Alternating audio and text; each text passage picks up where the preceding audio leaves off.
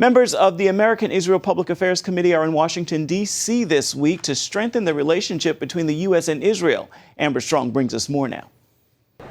They came in support of the Jewish state, to celebrate culture, discuss the latest in Israeli technology, but mostly they came to talk policy. Each year, 18,000 people descend upon AIPAC's policy conference. The unique event gives supporters of Israel a chance to get up close and personal with those politicians making decisions directly affecting U.S.-Israel relations. And at this year's conference, one message seemed to resonate: rebuilding that relationship with Israel. For the first time in many years, perhaps even many decades, there is no daylight between our two governments. Last year, a then-candidate Trump impressed the crowds with a scathing assessment of President Obama's relationship with Israel. He may be the worst thing to ever happen to Israel, believe me. Believe me. And while the crowds responded with enthusiasm, AIPAC President Lillian Pincus was quick to remind attendees and the media of the importance of a bipartisan conference. This year, all eyes were on Vice President Mike Pence. It is great to be back to AIPAC.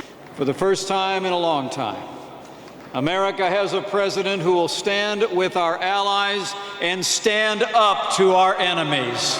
The United States will no longer allow the United Nations to be used as a forum for invective against Israel or the West. Beyond strengthening that bond between the U.S. and Israel, another topic loomed at the conference: Iran. Both our governments recognize that foremost among those challenges remains Iran.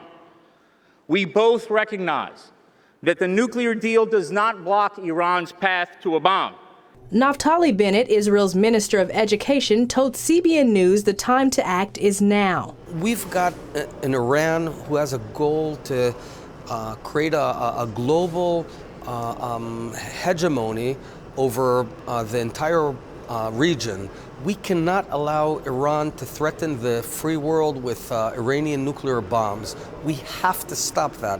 Now, today they do not have those nuclear weapons, but they're on a path to reaching them. He says it's a challenge that the two allies can meet. We have to stop that path, and there's a few ways we can do it, and we're working on it together with the United States. Former UK Prime Minister Tony Blair agrees that it's time for the West to push back against Iran. Be firm, stand up, and make sure that, look, it's a very simple thing.